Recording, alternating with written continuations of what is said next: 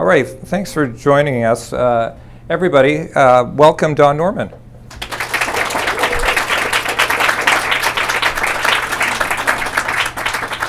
Thank you, it's good to be here. So Don, I wanted to start off with this Fast Company article that we were talking about earlier. So it's you know, you've written about healthcare before, but this was really, I mean, I think it seemed a bit personal, this article for you. And you know, you were talking about what you were seeing in design and in health products was horrifying. I think that's what the headline was. That was, yeah, the headline was not written by me. Oh, it wasn't written by me. The editor got to it. The editor did it.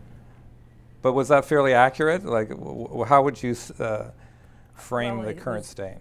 It was over the top, but look, in general, medical devices and are not made. They're not made for everyday people, and they're not made for everyday use.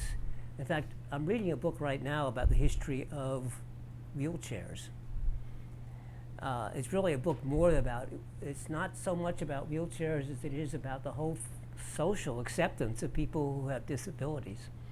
But wheelchair is sort of at the core of it. And we had a president, for example, President Roosevelt, who suffered from polio and he couldn't walk and he needed a wheelchair, and he disguised it. Everybody sort of knew that, but it wasn't ever spoken about, and there were no pictures of him ever distributed.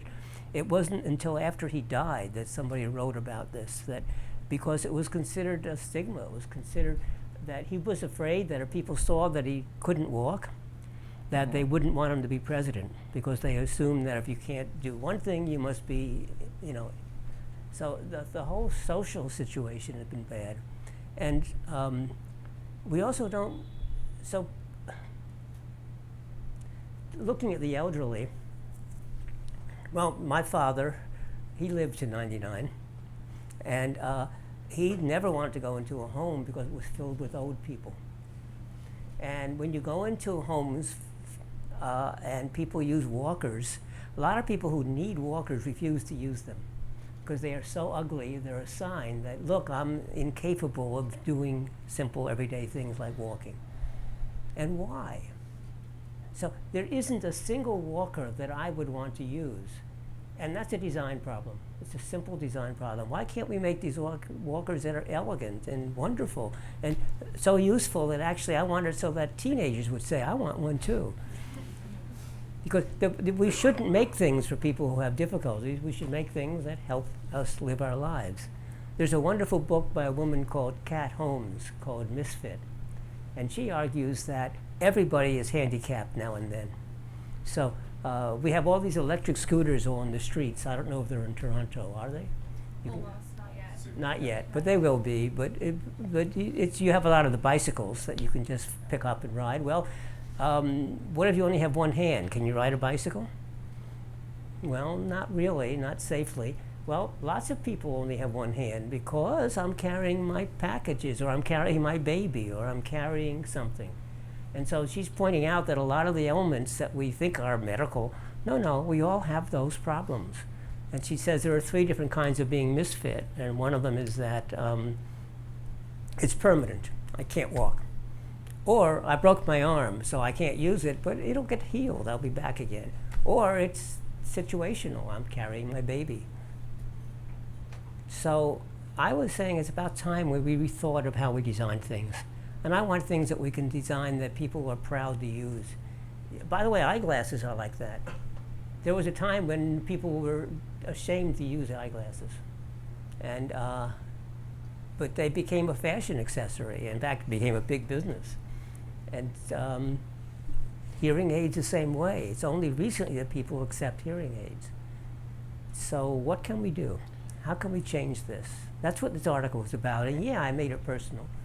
Because I find if you make it personal, people will read them. And I publish it in my favorite scientific journal. Because if I publish in the Human Factors Journal or a Design Journal, it will be read by a couple of people. And the worst problem is, if I publish in a Human Factors Journal, who reads it? It's human factors professionals.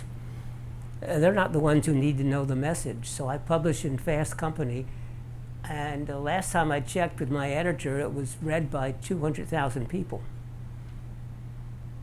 And it has had an impact.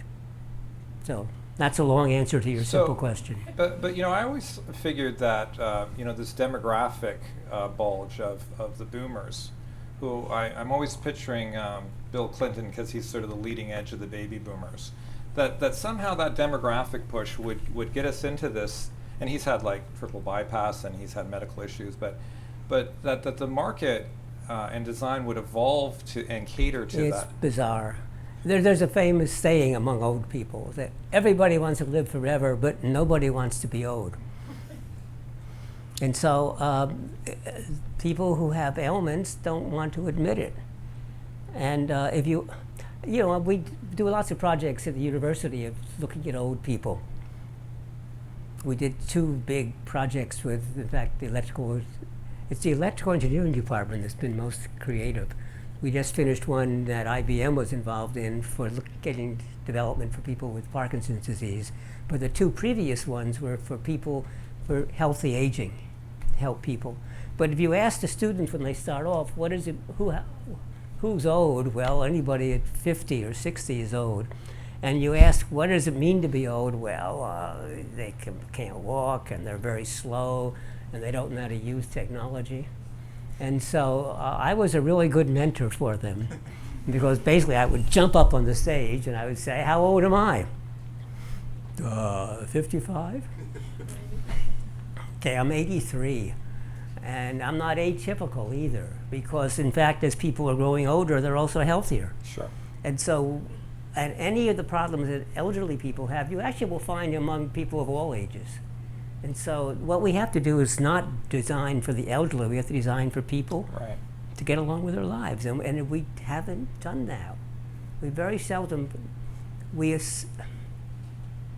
even, look, if you look at the markets, the big market that all the TV advertisers and a lot of the consumer goods advertisers are, they're aiming at this hot spot, which is people, I guess, between the ages of 17 and 30. Once you get to 30, it's too late. And I don't know why. I don't know what the evidence is, but I say when people, the cars came out a couple of years ago, Honda and a few other companies came out with these square boxes, and they were aimed at teenagers. And because they were sort of lots of room, and you could do all sorts of weird things in them, and you could fix them up inside. But you know who really bought them? Retired people. Because first of all, you've all experienced, as you get older and older, do you really feel that you're getting older? Not really. And believe me, when you get to be 50, does it feel any different? No, it's a big mark, 50. but you don't feel any different. And 60 and 70 and 80. And when you get to be about 80, you start to feel a little bit different, but not much. I'm not as athletically agile as I used to be. But when you're retired, for the first time, you don't have a job. You actually have time. You can do things that you've always wanted to do, and you may actually have dispensable income. And you still think of yourself as a teenager. And so when you're retired, you can finally do all the things you wanted to do when you were a teenager, and you couldn't afford to do it, and you didn't have the time. And so the car is sold there. Mm-hmm. And the best way to kill those sales is to say, this is a car for old people. Say this is a car for teenagers, and all the old people rush to it. Right. So the people doing marketing don't understand their own markets. So the design of, good design is good design for everybody, and that's one conclusion. That's the way it's always been. Yeah, so but you also have written a lot about it. But the problem is designers are not in the right positions of power. I'm working with Carl here to try to change that. Designers are in the middle level. They're slightly above human factors specialists. Because, look, who says what products should be built? Marketing department. Marketing department, or the engineering department. And who understands the way they're being used best is designers and human factors experts. But they are not asked, they're told what to design. But there's been lots recently, and I'd love to hear your opinion on it, about design thinking in the boardroom, and a lot of executives going off for half-day courses on design, and they come back and they're all jazzed about it and want to change the company. What's your opinion of these executive I think it's pretty programs? neat because, it usually takes 6, 8, 10 years to understand design and to be any good at it. And it's pretty neat that we finally have courses where you can learn it all in a few hours.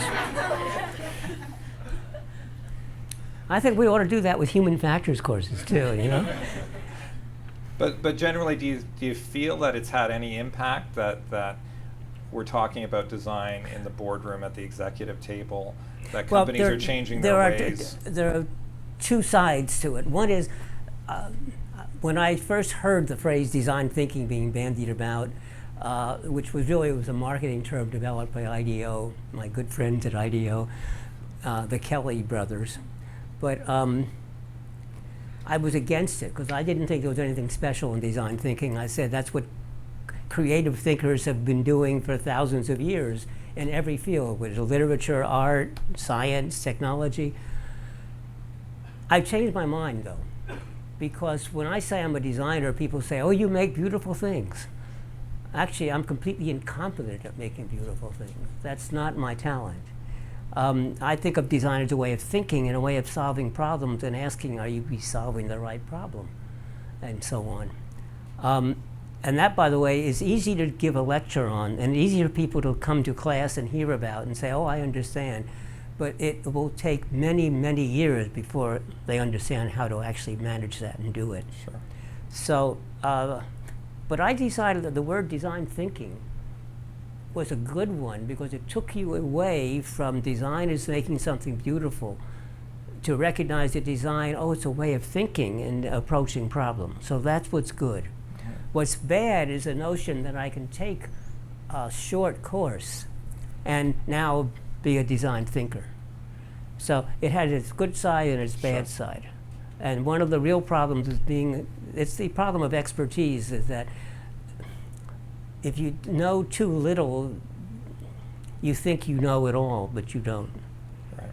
The other thing is, and actually we've partnered with IBM on this. We're now developing an executive education program at UC San Diego, jointly with the business school. Basically saying design thinking, forget it. The design thinking is the easy part. The hard part is doing it. And it isn't just physically doing it. And here's where you people should all recognize. It's easy for you to look at medical issues and say, here's the way it ought to be. But making it happen is really hard because it isn't up to you. You have to change the entire culture of medical care in the entire country.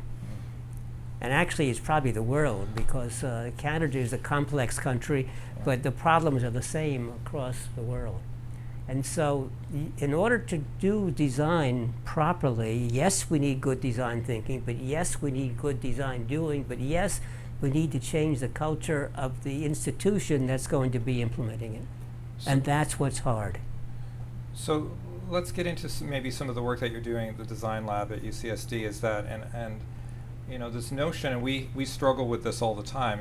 You notice that we have a very large team here, but the number of problems, the design problems to solve, far, far exceed our capacity to address them. And that will always be the case. We can keep growing and doubling, but even within our own organization, let alone the health system globally, there's always going to be far more design problems to solve than there are people to solve them. But you've been thinking about this. Well, and I'll tell you what I learned from IBM as well, which is consistent with what we do.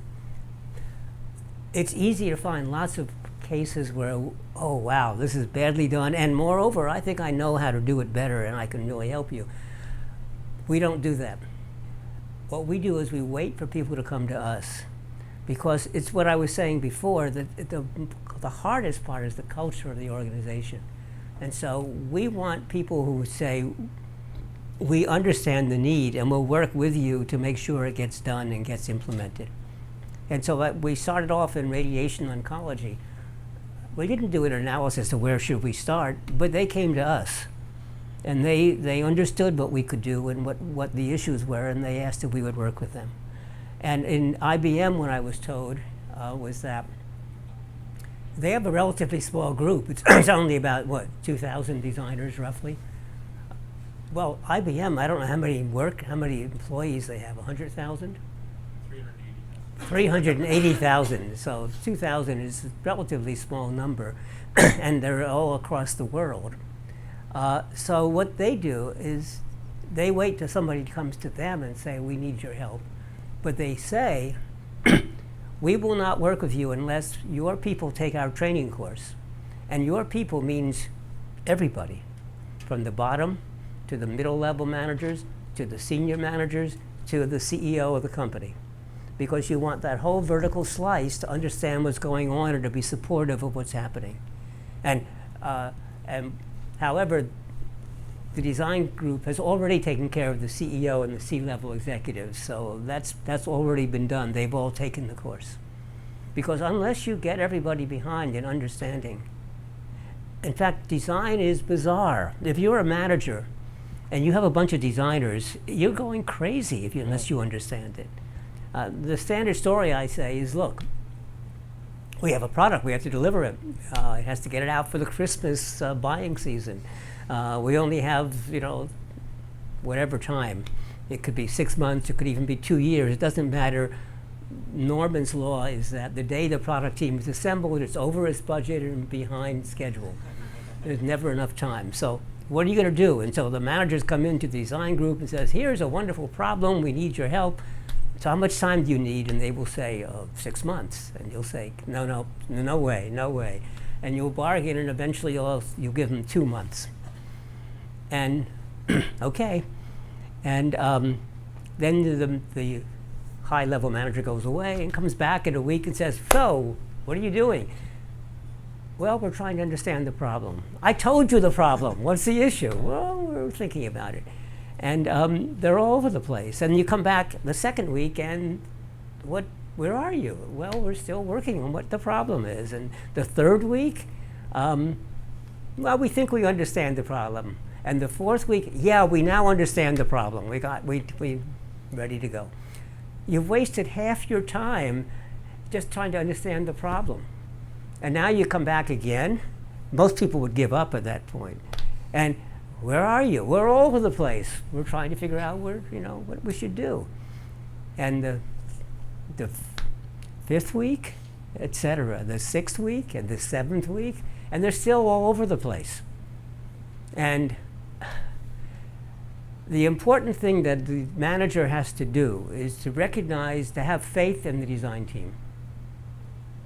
But also to remind the design team that your budget is fixed and you can't vary, you can't go above your budget, and the schedule we gave you is fixed, and so you have 1 week left. I'm looking at some of my... And what usually happens is basically magic happens in that week. And I've been through this a lot, and let me tell you, it's scary. Because each time you think you're going to fail, and each time you think, in fact, even when I teach a class, a problem-based class, or people are doing a project, and they have to report on the last week of course, I'm saying, oh my God, this course has been wonderful all these years, and this year they don't understand what they're doing, et cetera, et cetera. And they always come through, and I really believe that you spend the first week doing basically design research, trying to understand what the real issues are, and you spend the first half. And the second half is going through a whole variety of possible solutions, testing them and doing prototypes and so on. And the reason you can come together in that last couple of days is because you've actually thought through so much of it. You have a really deep understanding and knowledge. But this is the sort of thing that unless your company understands that, Sure. You won't even get to first base. Right. And so, because the creative process is really different than it is in other disciplines. And that's what's really hard. Yeah. So, we were talking about this earlier, but some of the problems that we're trying to solve, well, in fact, we're trying to solve something that is deeply rooted in the social determinants of health. And you've been working doing what you're calling community-based human-centered design, the work that you're doing in Eastern Kentucky. Can you tell us a little bit about that work?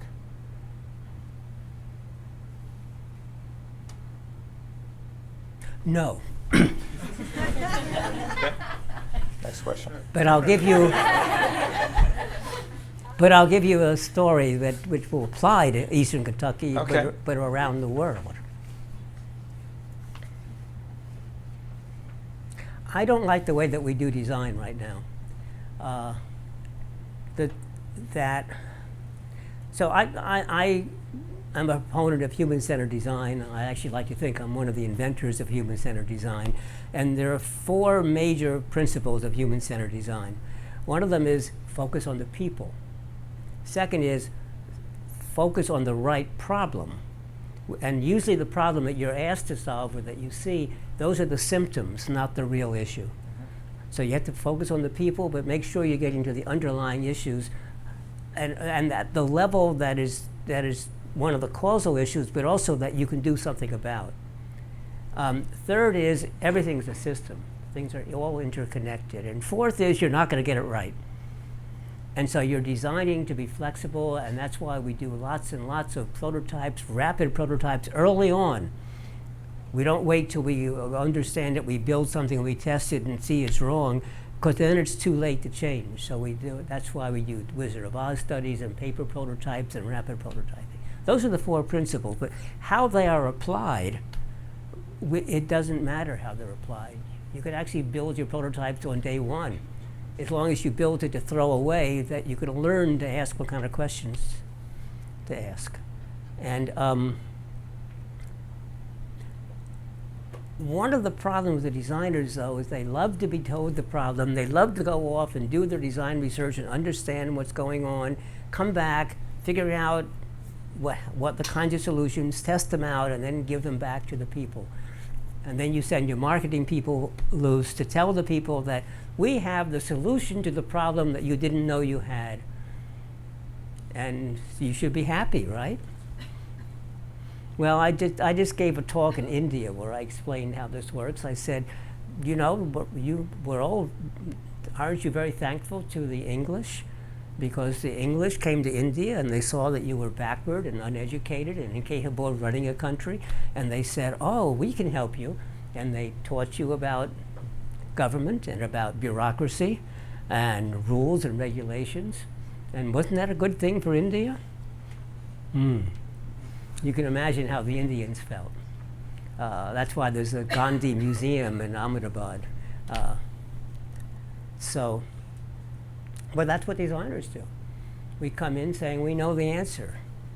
And we think about this a lot. And so one of the things that my main partner, who many of you have met, Eli Spencer, likes to point out that there are 7.5 billion people in the world. So first of all, there aren't enough designers to go around. But second of all, they're really creative. And the problem with designers trying to come into a foreign country and understand it. And by the way, the foreign country can be just a block away. It doesn't have to be in a different part of the world. Trying to understand and trying to come in and say, here's what your solution is, that's not it, because you don't understand the people and their needs and their abilities and their culture. And who best to understand that than the people themselves? And so if you actually go around, you will discover there are creative people all over the world who understand their problems and often have developed solutions to them.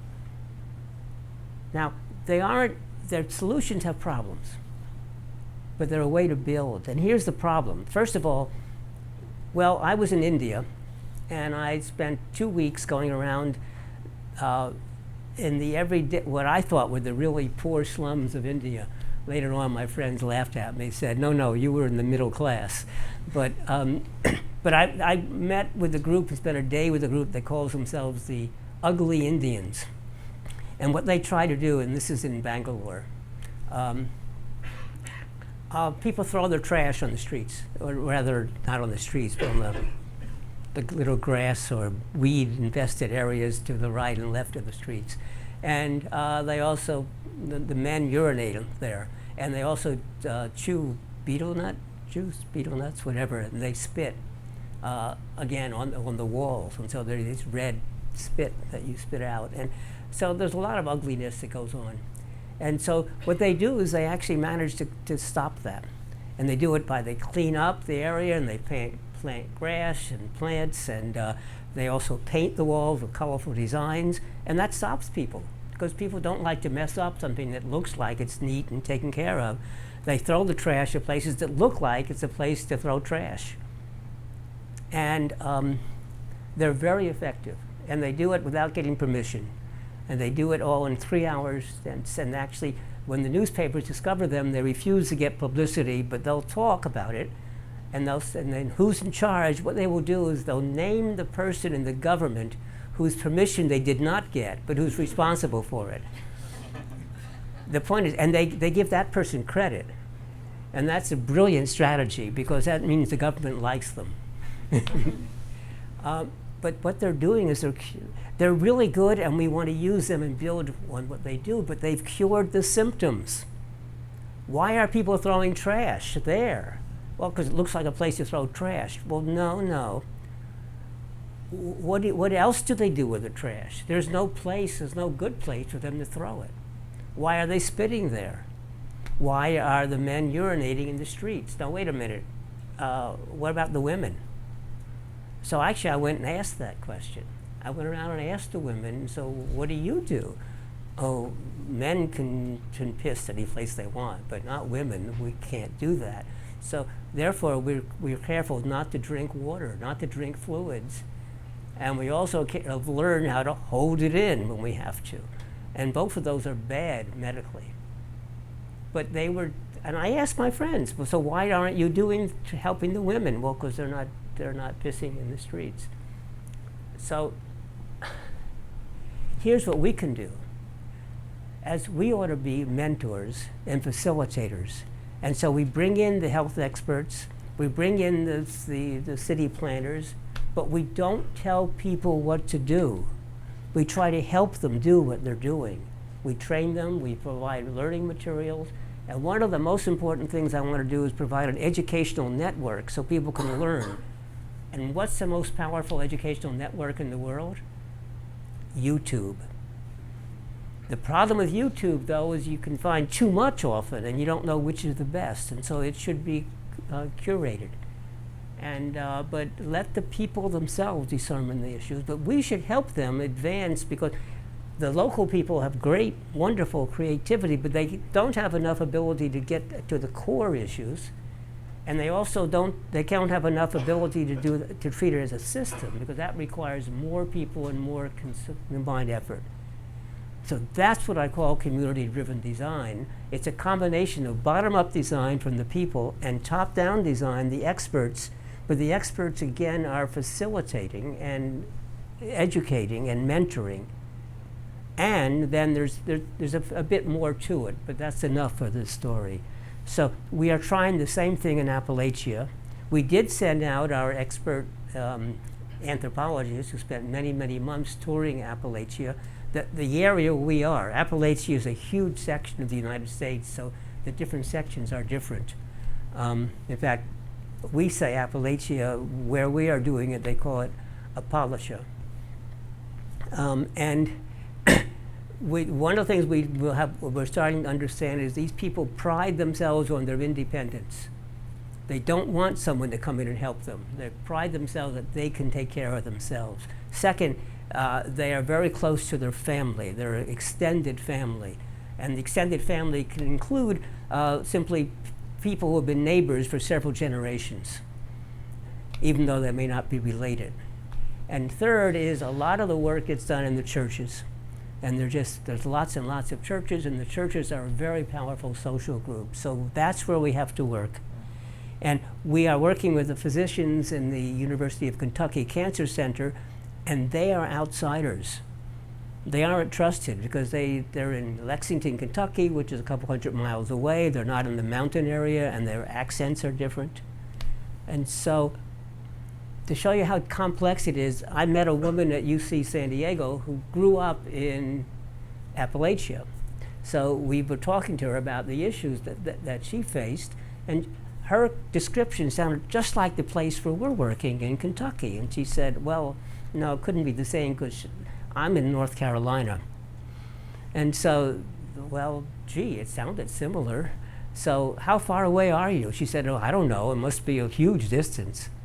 So we actually got a map out and we looked. She pointed, that's where I grew up. And well, that's where we're studying. It was 20 miles, 30 kilometers away. But they never, the people in North Carolina never had ever gone to Kentucky.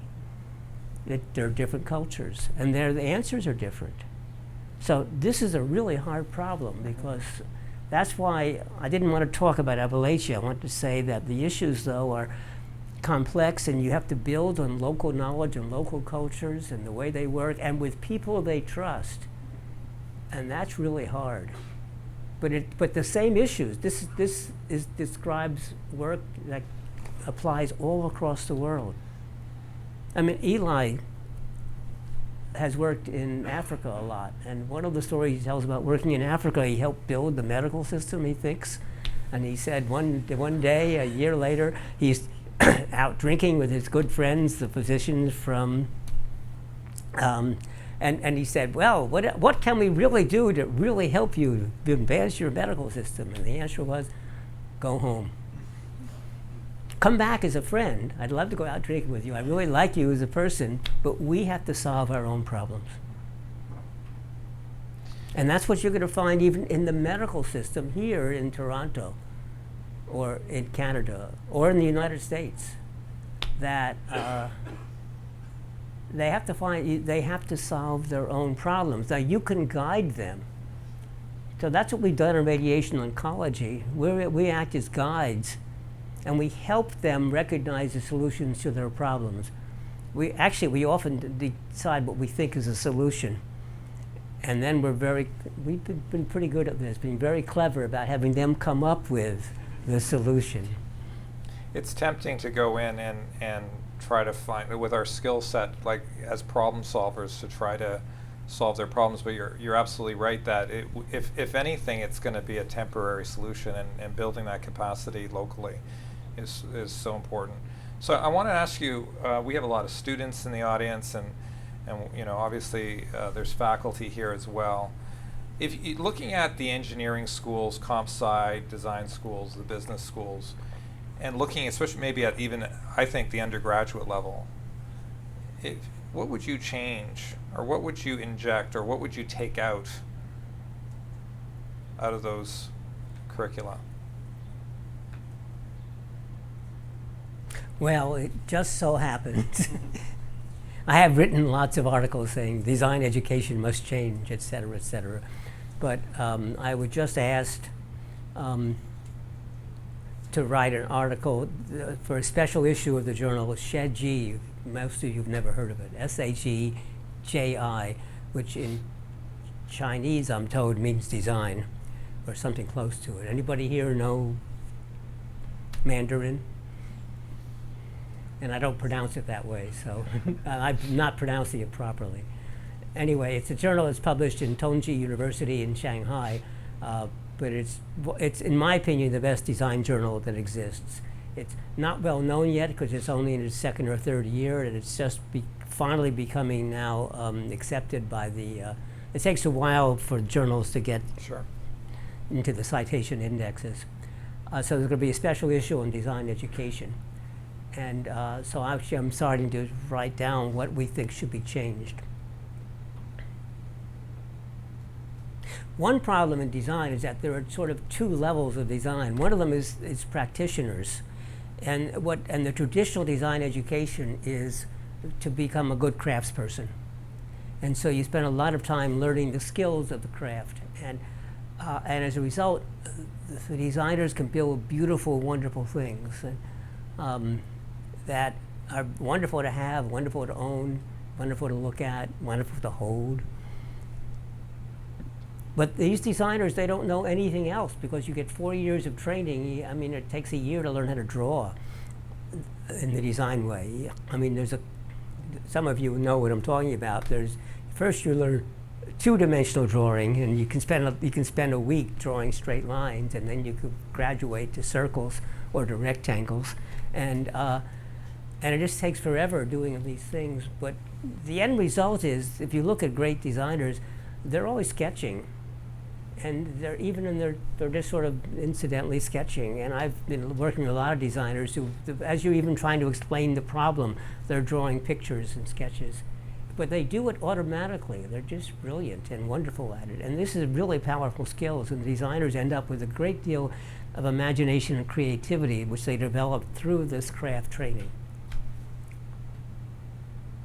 But now I'm being called in by the oncology department saying that, you know, we have a meeting once a week and then we all hate it. And can you help us make it take less time? It takes 2 hours and we hate that meeting. It doesn't. And so we did that, and we actually helped them solve the problem by themselves. Where was this craft training? It wasn't needed. Drawing wasn't needed. We needed different kind of skills. And the skills actually in this case were to really understand what they were trying to accomplish and to recognize that that meeting was not accomplishing it. It was they were trying to accomplish 4 different things in that one meeting, and so they should actually get rid of one of them, and then it should have 3 separate meetings. And they all agreed, and it turned out to be very, very useful. But as I repeat, we made them come up with that insight. How do you develop those skills? You need skills in social sciences, but you also need skills. You have to understand the world and how the world works, so you understand the history, and for that matter, the literature. And you also need to understand technology, because design, well, most design is really matching technology to people's abilities and needs. And so you understand people, and you have to understand technology, and you have to understand the craft as well, and you have to understand this and that and the other, and what is it? Because design, the problem with design is it doesn't have any content. Design is a tool, and you can apply that tool to many, many different content areas. But that also means when you finally work in a content area like, say, healthcare, you have to learn a lot about healthcare along the way before you're any good. Yeah. And you're never going to know enough about healthcare to actually do the healthcare, but what you know enough about is how to work with the healthcare experts. So this is the kind of training we need. We need to train people to work in teams. We need to train people to be creative thinkers. We need to train people to understand about culture, to understand about society and about economics and business training. And to say design is also crazy, because you talk about design as if it's one thing. But if I say I'm an electrical engineer, and actually I am, I have 2 degrees in electrical engineering, what does that mean? Well, it turns out there's about 10 different specialties or more, and the people in one specialty do not understand what goes on in the other specialty. Or take computer science. People think computer science is programming, just like they think design is making things pretty. Well, computer science is not programming. Some of the world's best computer scientists are really bad programmers. But if you're in computer science theory, or if you're in computer science software engineering, those are both very core important issues, and they don't understand each other. They speak different languages, different training, different skills. Well, the same is true in design. Now, they're all in computer science because there's a core thing that's sort of similar, and they all have to know some basics, and that's what's true of design too. But so I feel we really do have to say we have these different design specialties, and we will teach them differently. Sure. And you'll major in design, but you'll have I'm a major in design, but I specialize in boomf. Right. Our current feeling is that at UC San Diego, we are not trying to be a traditional design school, so we won't ever have an undergraduate major in design. Mind you, we could change our mind next year, but that's what we say today. What we will do is a design minor and a master's in design, and maybe a PhD in design once we figure out what a PhD ought to be in design. And the master's, though, is where now because we want people to have a general, broad education. And in the United States and actually in Canada, you don't get that except in the first couple years of the university. In Europe, it's quite different. So in England, for example, when you enter the university, you're expected to already have the general knowledge, and so you start your major on day one. Whereas in the United States, especially, you start your major in year 3. So in some sense, that's what we want to do with design. We want them to major in whatever topic they care about, and that gives them a broad background. And now we can specialize in the design of whatever kind of design they wish to do. And by the way, whatever kind of design you get trained in, eventually in your life, you will end up doing something different. I mean, I was trained as an electrical engineer, and I'm not what I do at all. But that background has been really very, very valuable in my whole life, because I learned the scientific method, and I learned the basics of a very fundamental technology. So you don't get short answers from me. yeah. So I don't want to hog this. Let's start taking some questions from the audience. Anybody physically? I know we have some questions probably online, which I think Mike's going to relay. But is there anybody in the audience here who'd like to ask a question of Don?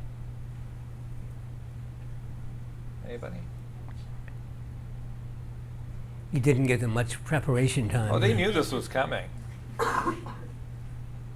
What about online? Is there anybody online? I just saw a couple of hands. Well, first of all, thank you so much, because your stories are so enlightening and a lot of insight in what you're saying. And I guess I completely agree with the fact that you really have to understand and work with the people who live and breathe the problems, and it's really from them that you have to get the solutions, and that we're constantly asked to come in and give a one-day lecture on design and turn these people into designers. And so I'm just wondering if you have a go-to approach to trying to get from that. You've done all the hard work of really trying to uncover what the needs are, and you've built that trust with the team, and now you're trying to bridge that gap to turning it into actual design. And again, I completely agree that depending on the problem, you're going to maybe have to go to more of a visual design or a system design. But in order to even get to that point, you really have to try to get them to understand how to transform their needs into design. I'm just wondering if there's like a certain brainstorming technique that you always go to, or does it really depend when you're trying to bridge that gap? Well, quite often the way we go about it, it really varies a lot, because it depends upon the nature of the problem and also the people themselves. If the hardest part often is getting the critical people in the same room for long enough to do something. And the best way to do that is you can't do it where they work. It's probably you all have experienced it. If you try to have a one-day meeting in the same place you work, people, especially the managers, are always being interrupted with crises and problems and phone calls and meetings. And so you have to go someplace it can't be too far away, but it can't be too easy to get to, so that you're sort of locked in and you can spend the time.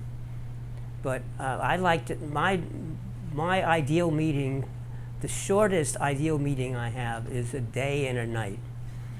And what I like to do is, especially if it's all possible, is they travel to wherever you're going to have it, just a few hours, but they're going to sleep overnight there. And so you have a dinner, and you introduce the issues you're going to talk about, but that's for a half hour, that's all.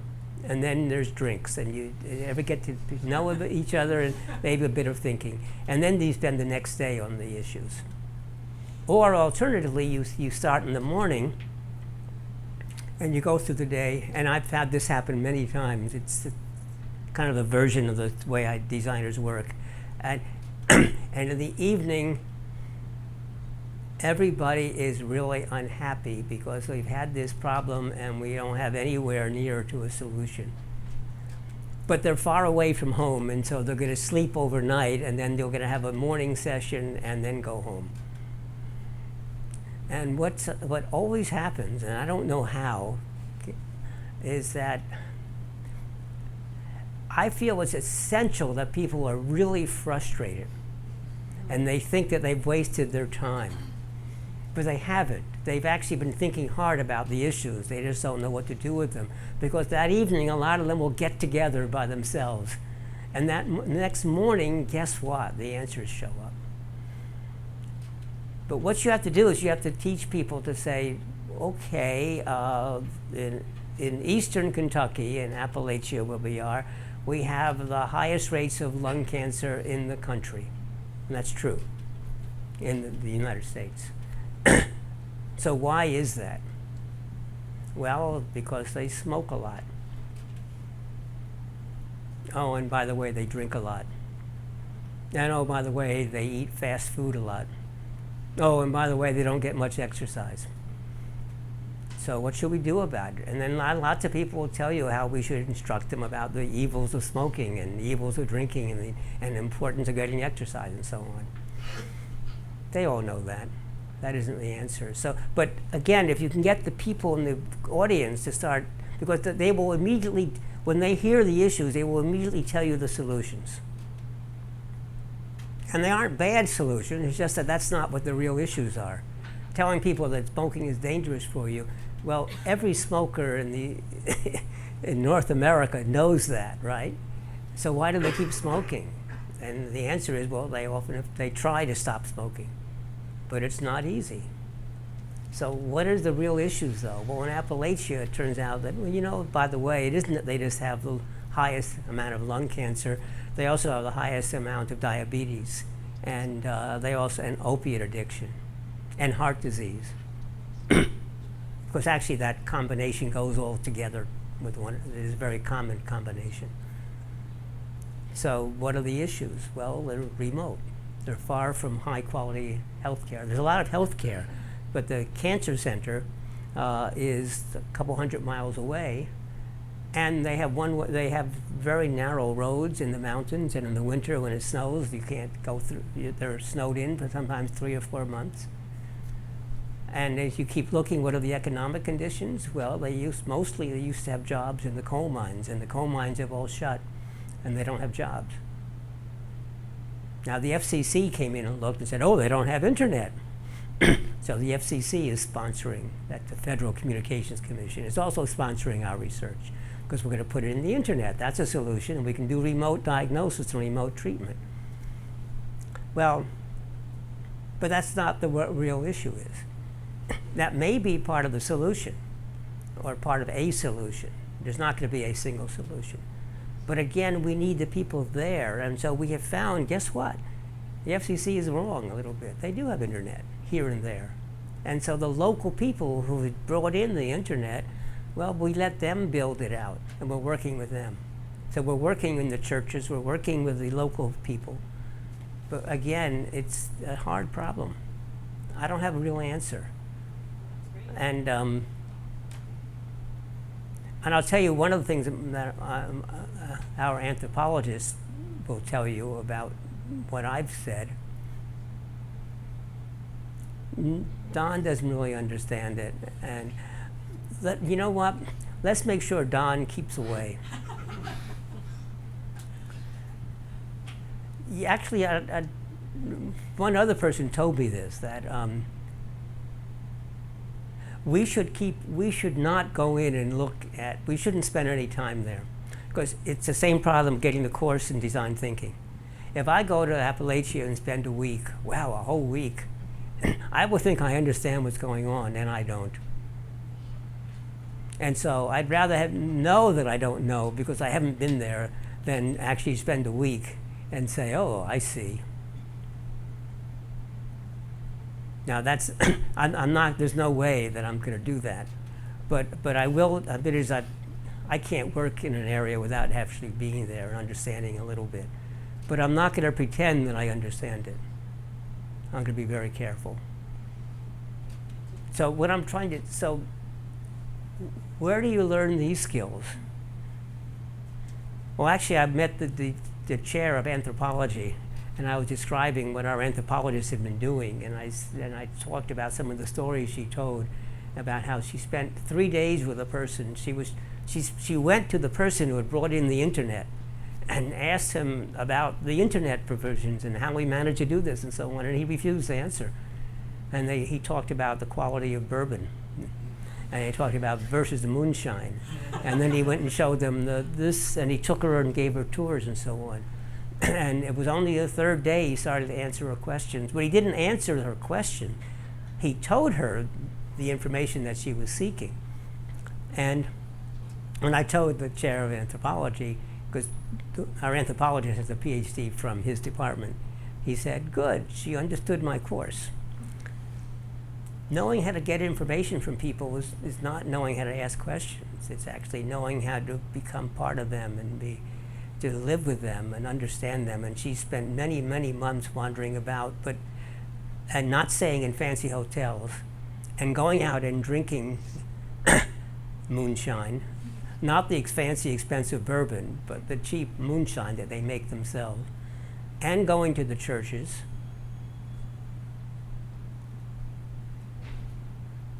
So true ethnography, not the way most people use ethnography, which is, an interview or spending a bit of time in a clinic or what have you. Mike, you have a question? Yeah, there's a few coming in online. This first one's from Aaron Miller. He asks, can you talk about how your advisor Robert Luce inspired your work? How my advisor who? Robert Luce, maybe I'm pronouncing it wrong. L-U-C-E. Duncan Luce.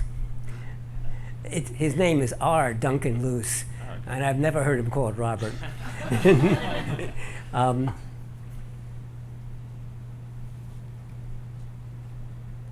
Well, I went to MIT and got a degree in electrical engineering.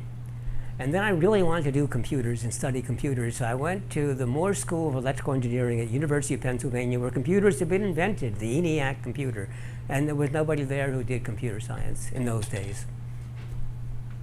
And so I got a master's degree, and then but to get a PhD, I would have to do things like learning about antennas, which I didn't care about, and stuff. And so I was going to get a job, but then they started a new department of psychology. Well, there was a department, but they got a new chair, a guy named Bob Bush, who was a physicist, and it was developing a field called mathematical psychology. And they also had brought in, he had hired a professor, well, as a professor, Duncan Luce, whose PhD was in mathematics, and his undergraduate degree was in aeronautical engineering. And so they gave a talk at the engineering department, and I said, oh, so instead of trying to build intelligent machines, I can just study an intelligent machine. And I went to Bush and Luce, and they said, you don't know anything at all about psychology, do you? And I said, right. And they said, wonderful. And so that's how I started. And so basically Luce told me I didn't know enough mathematics. I only had 6 years of engineering math, right? But that isn't the same as mathematics, the way it's done by mathematicians. And I don't know, the whole atmosphere there was wonderful because I was a foreigner to psychology, but they were too. And they were trying to introduce new methods of analysis, mainly mathematics, and that wasn't really what I wanted to do, because I'm not, engineering math is very different than mathematical math. Engineering, do I understand it? Yes, wonderful, I can now apply it. To the mathematician, understanding, no, that's not what's interesting, I have to prove it. And I wasn't interested in, once I understood it, why do I have to prove it? So, well, that's the difference, because engineers have to be practical, and mathematicians have to prove it's right. But that attitude is pretty good in psychology. And I brought in information technology to psychology, which didn't really exist in those days, just a few people. And so when I graduated, my first job was at Harvard at the Center for Cognitive Studies. I didn't even know what the word cognitive meant. And I found a book by name named Donald Broadbent from England that really changed my mind. I said, wow, somebody who's finally doing psychology right. Now later on, Donald told me I was completely wrong. I completely misunderstood his book, and I completely missed the message that he was trying to give. And my response is, I don't care. because what I got out of the book changed the way I was doing the work, and that's what matters. And so it wasn't what you wanted me to learn, okay.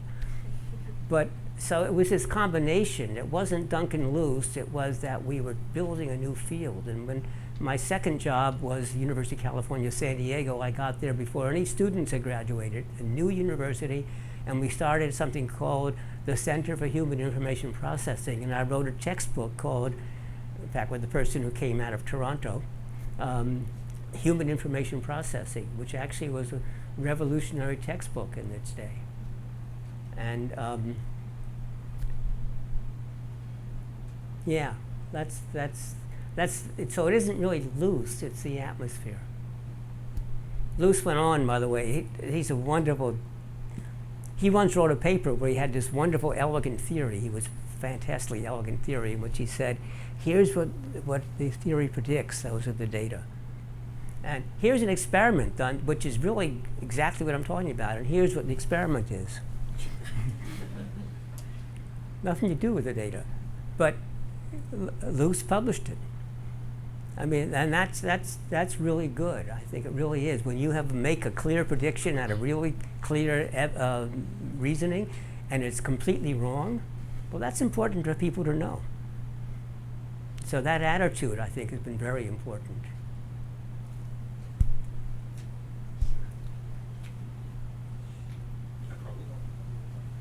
No, you knew. So could you talk a little bit about scale? So you've been working with these radiation oncologists, helping them solve a problem with their meeting, and then you've been working with this wide area in eastern Kentucky trying to solve a big population health problem. Can you talk a bit about the differences in skill sets that, I'm sure there's a ton of similarities, but what are the differences in skill sets to tackle problems at those different scales? Oh, the question is, there's a difference in scale between solving this meeting problem and solving the health problem. But actually, no, it isn't, because when you have a massive problem like healthcare in a region, which is as complex as I described, you have to attack it in small, little, incremental segments. And so what you really, I wrote a paper on this, but it got published in Shadji, so nobody has read it yet, but called DesignX. It was actually created by the dean of Delft, the Department of Industrial Design Engineering at Delft Institute of Technology in the Netherlands, and the dean of the Hong Kong Polytechnic School of Design, and Patrick Whitney, who was the dean of Institute of Design in Chicago, and me, and Lo, who was the dean of College of Design and Innovation in Tongji, Shanghai. And P.J. Stoppers, who was a professor at Delft. And we said, we really want to tackle these big complex problems. And we know the wrong, and the other one was Jones. He wasn't part of the authors. I just forgot his first name. He's at OCAD. Peter Jones. Peter Jones, yes.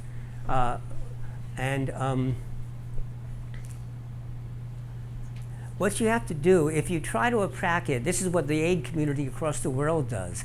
They bring in the expert to analyze what the problems are, and they say, and here's what the issues are, and they're usually correct, they're the experts, and it's going to take you $10 billion and 10 years to do it. And lo and behold, the countries come up, or the United Nations does it, or some foundation does it, and almost always these fail. And even the ones that succeed at all, they'll spend 20 or $30 billion and take 20 years. And there's a whole industry now, people are writing books about why these fail. And so there's a wonderful set of papers by a man named Lindblom, who's a political scientist, which says the way to do it is incrementally. And the editor of the journal changed the name of the paper and called it Muddling Through. So what you do is you do this big analysis, but any big thing is going to be politically difficult, because if it's a big project, that's a lot of money. And so all sorts of interests are there, and all sorts of people get involved, and anything that's going to help a lot of people is going to harm a lot of people, and they legitimately complain. And so the way to do it is don't do that. The way to do it is understand where the problem is, understand where you want to get to, and then pick an opportunistic, small part of the problem and work on it. And if you succeed, that helps you do the next step, and the next step, and the next step. And if you fail, well, you've learned a lot, and it's not such a big project that people get angry and say, what a waste of money and time. And so that's what we do. And on top of that, by doing it small and incrementally, in 10 years, the world is going to change. And this allows you to change the direction you're going. Whereas if you do a big, massive project, even if the world changes, you can't change the project. So that's what we're trying to do. Now, in radiation oncology, the chair of the department says, I'm not interested in this meeting problem. I'm not interested even in radiation oncology. I'm interested in working on the problems of cancer in general. And so this was one of those small incremental steps along the way. So that's how we handle scale, by doing small incremental steps, but I'm not interested in solving small problems. I want to solve the big one. So we use the small problems as getting into the big one. We have a question right up here. Hi, my name is Lindsay, and I work in a neighboring healthcare facility on the improvement and innovation team, and a recent graduate of a Master of Design program, so thank you. It's been such a pleasure to listen to you. You actually just answered my first question in that last answer, but I do have a question. My team is really invested in trying to implement design approaches to solving problems in our hospital, but I think one of the biggest challenges we face is that healthcare is very political, and it's very high, a lot of hierarchy. And so my question is, do you have advice around how to flatten hierarchy in these types of design processes? I don't think we're going to flatten the hierarchy. Some of it is because to become a healthcare professional, to become a physician, it's how many years? It's 10, 12, 15 years of training. And so that person, they consider themselves rather special, and in that sense they are. So they are very special when it comes to the knowledge they have about their particular specialty and discipline. But that doesn't mean, though, that they're superior in other things. And that's the hardest thing to break. But in terms of being, yeah, you are the expert, absolutely. But what's really important to me is not the hierarchy. It's how well people work together. And that you have to learn to trust your co-workers, and you have to break away from the hierarchy and working with your co-workers. And actually, one of the best cases to understand how to break this is the military. Because the military has long had a hierarchical system, and that's really inbred in almost every military in the world. But take a look at some of the work that's done in the United States and some of the work that's done in Israel. In Israel, there is a hierarchy, but actually the soldiers are independently charged with doing what they need to do. And in the United States, the best teams are that way too.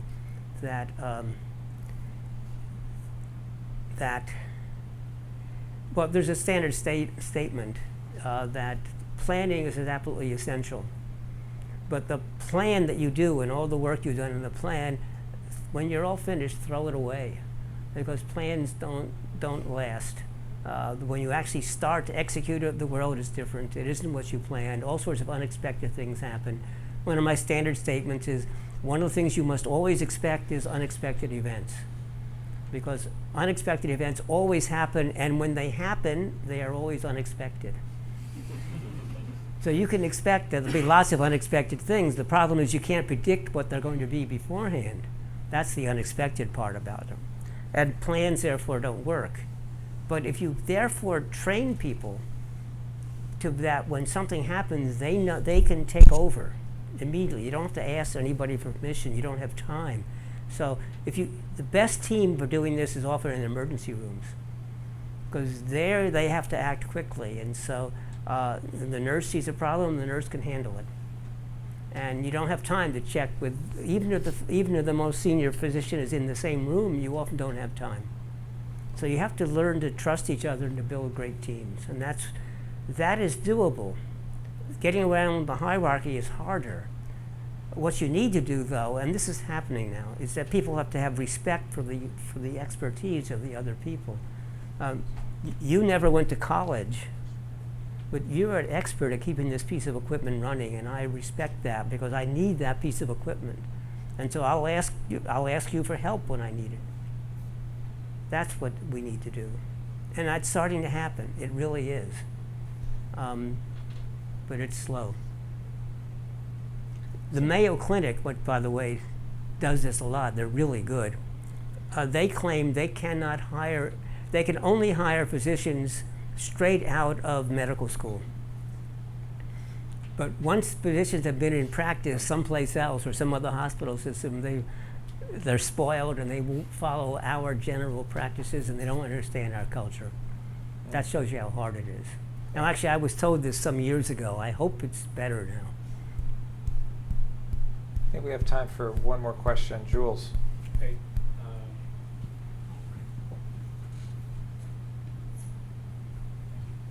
I'm trying to formulate this question in a way that the human factors people won't set fire to me.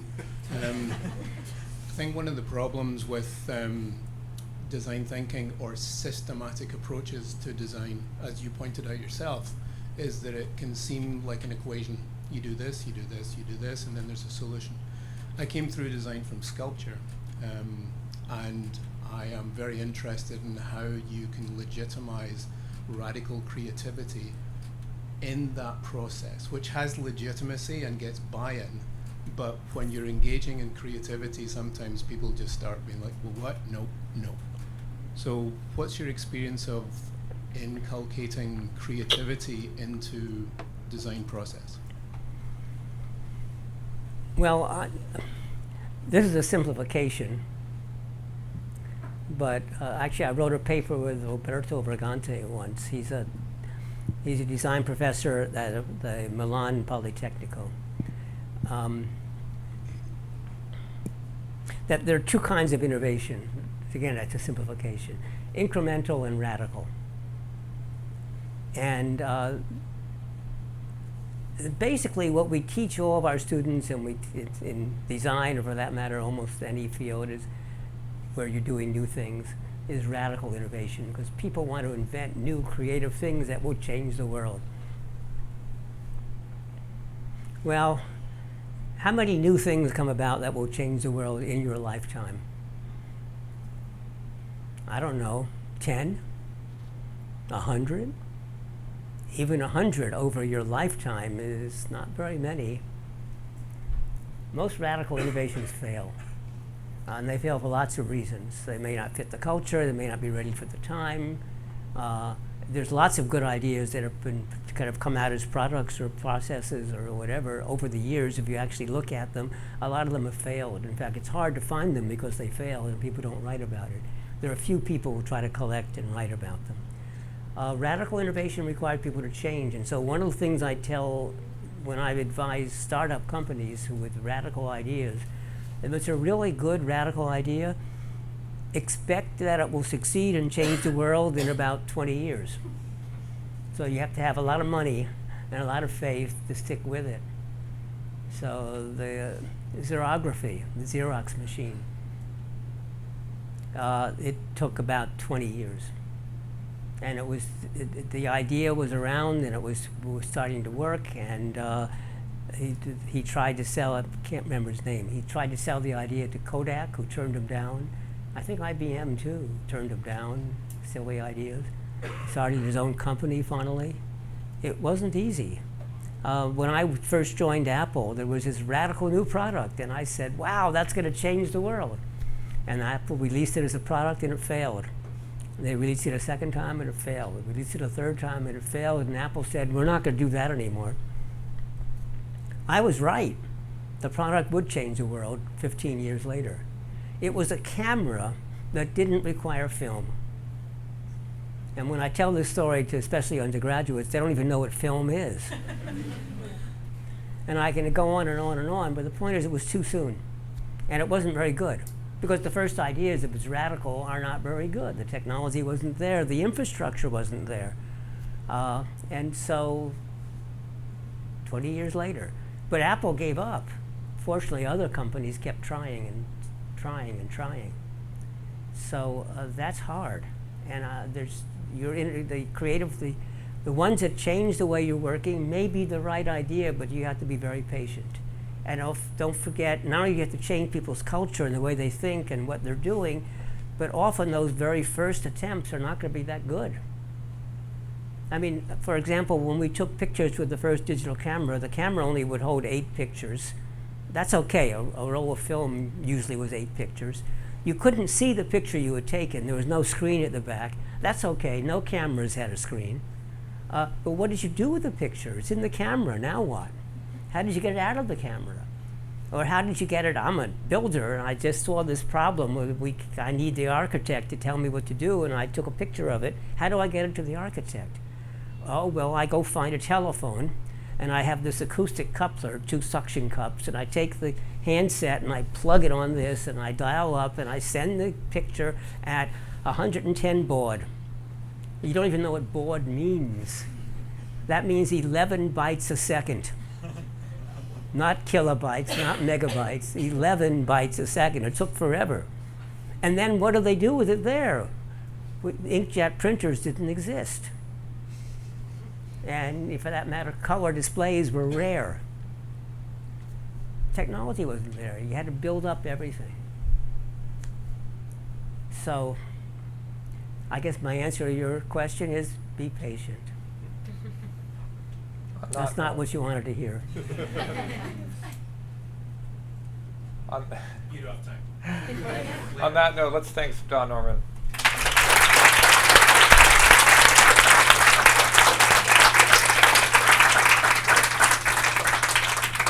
And I must say how impressed I am with the group of you and with the work that this group is doing, which I've known about for some time now. This may be my first visit, but it's not my first understanding of the work you've been doing. That we had you at our cancer meeting 2 or 3 years ago. Yeah.